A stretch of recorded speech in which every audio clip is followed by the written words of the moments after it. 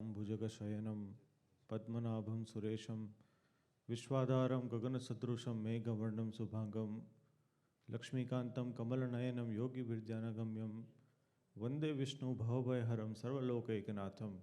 बोलो लक्ष्मीनारायण देवनी, श्री हरिकृष्ण महाराजनी, श्री घनश्याम महाराजनी।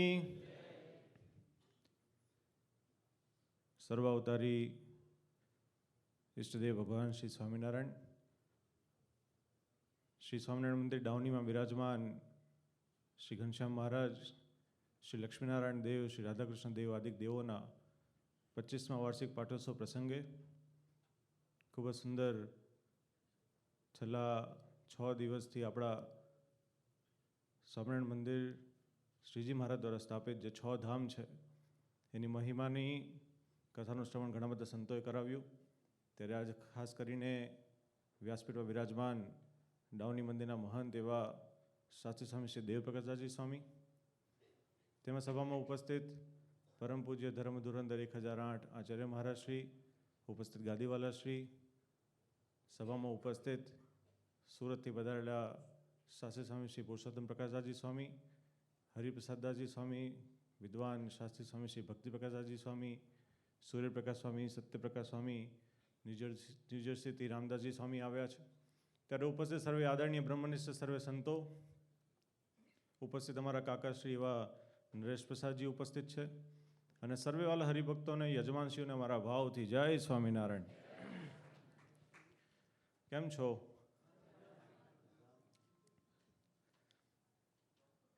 श्रीजी महाराजनी आपणे बधानी उपर घणी कृपा रही है कि अपना देश थी पण दूर आ विदेश में अमेरिका में एमांय आपणुं कैलिफोर्निया में आवेलुं सुंदर डावनी में आपणे ज्यारे आ सत्संगनी प्राप्ति थई, मूळ संप्रदायनी प्राप्ति थई, माटे आपणे बधा बहु भाग्यशाળી छीए। आज खास करीने आपणे एकत्रित थया छे एनी पाछळनो मुख्य हेतु कि छेल्ला 25 वर्षथी आ मंदिर में विराजमान थईने जे भगवत स्वरूपो घनश्याम महाराज, श्री लक्ष्मीनारायण देव, श्री राधाकृष्ण देव ए आपણા બધાની ઉપર એમની આમી દ્રષ્ટિ કાયમ વરસાવતા આવ્યા છે, એમની કૃપા કાયમ વરસાવતા આવ્યા છે, આપણા બધાની મનોકામના પૂર્ણ કરતા આવ્યા છે। માટે આજે આ 25 વર્ષનો પાટોત્સવ એ ભગવત સ્વરૂપોને ધન્યવાદ આપવાનો પાટોત્સવ છે। કારણ કે છેલ્લા 25 વર્ષમાં આ મંદિરનું નિર્માણ થયું ત્યારથી લઈને ઘણા બધા સંતો અહીંયા સેવા આપી, ઘણા બધા હરિભક્તોએ પાયામાં સેવા કરી હશે, ત્યારબાદ આ 25 વર્ષમાં ઘણા બધા હરિભક્તોએ પણ સેવા આપી। ત્યારે આજના દિવસે આજે આપણે જે કોઈ પણ સ્થાનમાં છીએ, જીવનમાં બહુ આગળ વધ્યા હશો, ઘણા સુખી થયા હશો, ત્યારે અમને ચોક્કસ એવું કહેતા ખાતરી થાય, અમને વાતનો બહુ વિશ્વાસ છે કે જે ભગવાન સ્વામિનારાયણ અક્ષરધામમાં બિરાજમાન છે તે જ ભગવાન અહીંયા ઘનશ્યામ મહારાજ રૂપે બિરાજમાન છે। અને ખાલી ગ્રહસ્થોનો નહીં પણ ત્યાગી સંતોની પણ મનોકામના આ ભગવાન પૂર્ણ કરે છે। માટે આપણે બધા બહુ ભાગ્યશાળી છીએ। અને ઘનશ્યામ મહારાજ અર્ચા સ્વરૂપ છે। અર્ચા સ્વરૂપની મહિમાની વાત શ્રીજી મહારાજે ઘણી વખત કરી છે, વચનામૃતમાં પણ કરી છે। શ્રીમદ ભાગવતના રેફરન્સની સાથે ભગવાને વાત કરી વચનામૃતમાં કે ભગવાનના ટોટલ 5 સ્વરૂપો હોય છે। એમાંથી સૌથી પહેલું સ્વરૂપ એટલે પર સ્વરૂપ, કે ભગવાનના ધામમાં જે ભગવાન પૂર્ણ પુરુષોત્તમ નારાયણ બિરાજમાન છે, જેઓ હંમેશા 16 વર્ષની આયુષ્ય છે, યુવાન છે અને કરોડો સૂર્ય ચંદ્ર સમાન એ તેજોમય છે, તેમ છતાં શીતળ છે, એ જે સ્વરૂપ છે ભગવાનનું ધામમાં એને પર સ્વરૂપ કહેવાય છે। ત્યારબાદ બીજું સ્વરૂપ આવે છે વ્યૂ સ્વરૂપ, કે જેમાં ચતુર્વ્યૂહ આવે છે, ભગવાનના 4 સ્વરૂપો જે ભગવાન આ પૃથ્વીના નિર્માણની માટે અથવા તો પાલનની માટે તેમજ વિનાશની માટે એ ધારણ કરતા હોય છે। એમાં વાસુદેવ શ્રી, સંકર્ષણ, અનિરુદ્ધ ને પ્રદ્યુમ્ન આ 4 એમાં ચતુર્વ્યૂહ આવે છે, અવતારો આવે છે। ત્યારબાદ ત્રીજું સ્વરૂપ ભગવાનનું છે એ છે વિભવ સ્વરૂપ, એટલે કે જે ભગવાન પૂર્ણ પુરુષોત્તમ નારાયણ આ પૃથ્વીની વિશે ભગવાન અવતાર ધારણ કરતા હોય, એ રામચંદ્રજી ભગવાન હોય, કૃષ્ણ ભગવાન હોય, સ્વામિનારાયણ ભગવાન હોય, એ ભક્તની રક્ષા કરવાને માટે હોય, ધર્મની સ્થાપના કરવાની માટે હોય, ભક્તની ઈચ્છા પૂરી કરવાની માટે જે અવતાર ધારણ કરતા હોય, જે સ્વરૂપ ધારણ કરતા હોય એને વિભવ સ્વરૂપ કહેવાય। ત્યારબાદ ચોથું સ્વરૂપ આવે છે જે આપણા બધાની અંદર, આપણા હૃદય કમળની અંદર જે ભગવાન બિરાજમાન છે, આપણા બધાએ કાર્યોમાં ભગવાન જે આપણી સાથે રહ્યા છે, અંતઃકરણમાં જે વિરાજમાન છે, એને કહેવાય છે અંતર્યામી સ્વરૂપ. અને પાંચમું સ્વરૂપ કહેવાય છે અર્ચા સ્વરૂપ.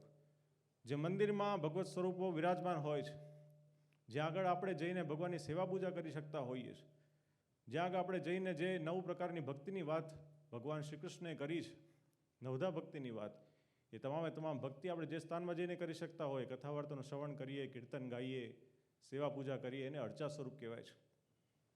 શ્રીજી મહારાજે કીધું કે આ પાંચે સ્વરૂપમાં સૌથી સારામાં સારું, સૌથી દુર્લભમાં દુર્લભ સ્વરૂપ કોઈ હોય તો અર્ચા સ્વરૂપ છે.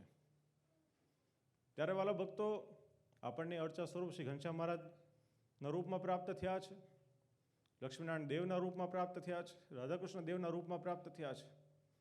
ત્યારે ચોક્કસ અમને કહેતા બહુ આનંદ થાય કે જે પૂર્ણ પુરુષોત્તમ નારાયણ ભગવાન સ્વામિનારાયણ અક્ષરધામમાં બિરાજમાન છે, જે પૂર્ણ પુરુષોત્તમ નારાયણ ભગવાન આ પૃથ્વીનું સંચાલન કરી રહ્યા છે, જે પૂર્ણ પુરુષોત્તમ નારાયણ આ પૃથ્વીને વિશે અવતાર ધારણ કરે છે, જે પૂર્ણ પુરુષોત્તમ નારાયણ આપણા બધાના હૃદયની અંદર વિરાજમાન છે, એ જ પૂર્ણ પુરુષોત્તમ નારાયણ અહીંયા ઘનશ્યામ મહારાજના રૂપમાં બિરાજમાન છે.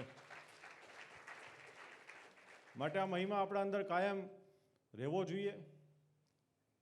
કારણ કે શ્રીજી મહારાજે આપણા માટે વરદાન રામાનંદ સ્વામી પાસેથી માંગ્યો છે કે આપણે બધા જીવનમાં કેવી રીતના સુખી રહીએ, એનું વરદાન શ્રીજી મહારાજે રામાનંદ સ્વામી પાસેથી માંગ્યું છે.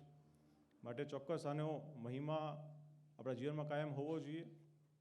બીજું વાલા ભક્તો, અહીંના સંત મંડળની જો વાત કરીએ, આમ શ્રીજી મહારાજે એક બહુ સરસ ઉદાહરણ વચનામૃતમાં આપ્યું છે. આપ સર્વે ભક્તોએ ઘણીવાર સાંભળ્યું પણ હશે કે આપણી પાસે એક માટીનો ઘડો હોય અને આપણે ઘરની બહાર આપણે જઈને રોજ ઢોળી આવીએ, પછી બીજા દિવસે ફરી એક ઘડો ઢોળવા જઈએ તો ગઈકાલે જે પાણી આપણે ઢોળ્યું હોય એ આજે સુકાઈ જાય, અને આજે જે પાણી આપણે ઢોળીશું એ આવતીકાલે સુકાઈ જશે. પરંતુ ત્યાં આગળ એક આંગળી જેટલી પાતળી પાણીની સેર, સ્ટ્રીમ ઓફ વોટર, ત્યાં આગળ જો અખંડ વહેતી હોય, નિરંતર વહેતી હોય, કન્ટિન્યુઅસલી વહેતી હોય તો ત્યાં સરોવર ભરાઈ જતું હોય છે. ત્યારે મારો કહેવાનો તાત્પર્ય કે અહીંયા આગળ એ પાણીની શહેરનું કામ, એ સ્ટ્રીમ ઓફ વોટરનું કામ અહીંયા આગળ શાસ્ત્રી દેવ પ્રકાશદાસજી સ્વામીએ કર્યું છે, એમના સંત મંડળે કરેલું છે. એકદમ નિર્માની થઈને છેલ્લા ઘણા વર્ષોથી અહીંયા ડાઉનીમાં રહીને આ સત્સંગનો વિકાસ કર્યો છે, સત્સંગને જાળવી રાખ્યો છે, આપ સર્વે ભક્તોને ભગવાનને ઓળખાવ્યા છે. ત્યારે આવા સંતો તમને પ્રાપ્ત થયા છે, માટે આવા સંતોને ખૂબ ખૂબ ધન્યવાદ છે. અને આજે બહુ આનંદ થાય છે, આ 25મા વાર્ષિક પાટોત્સવ પ્રસંગે અમારે આવવાનું થયું. આમ તો આપણા મંદિરો, મૂળ સંપ્રદાયના મંદિરો જ્યાં જ્યાં પણ થતા હોય, વિકાસ પામતા હોય, અમને બહુ આનંદ થાય છે. પરંતુ આ ડાઉનની સાથે એક અલગ જ અમારું અટેચમેન્ટ છે. એની પાછળ એક પહેલું કારણ એવું કહી શકીએ કે અમારા કાકાશ્રી અહીંયા રહે છે, અને બીજું કારણ કે તમે બધા ભક્તો અમારા પરિવારની જેવા છો. માટે અહીંયા આગળ જ્યારે દેવસ્વામીએ વાત કરી કે આ મંદિરના વિકાસની માટે ફ્યુચરમાં ઘણા સારા પ્લાન્સ છે, સુંદર જમીનનું સંપાદન થયું છે, ત્યાં આગળ સુંદર મજાનું મંદિર નિર્માણ થશે, ત્યારે એ વાત જાણીને અમને પણ બહુ આનંદ થયો છે. ભગવાનના ચરણોમાં પ્રાર્થના કરીએ કે કાયમ આ ડાઉની સત્સંગ સમાજ આવી જ રીતના વૃદ્ધિને પામતો રહે, તમારા બધાની અંદર સત્સંગ ખૂબ જ વૃદ્ધિને પામતો રહે. આપણો આ ષડંગી સંપ્રદાય છે, દેવ, મંદિર, શાસ્ત્ર, આચાર્ય, સંત અને હરિભક્ત તમામની પ્રત્યે આપણી શ્રદ્ધા અને નિષ્ઠા દિન પ્રતિદિન વધતી રહે, મૂળ સંપ્રદાયની પ્રત્યે આપણી નિષ્ઠા કાયમ વધતી રહે, એવી ભગવાનના ચરણોમાં પ્રાર્થના કરીએ છીએ. આપ સર્વે ભક્તોનું ભગવાન ખૂબ જ મંગળ વિસ્તારે, એ જ પ્રાર્થના સાથે અમારા ભાવથી જય સ્વામિનારાયણ.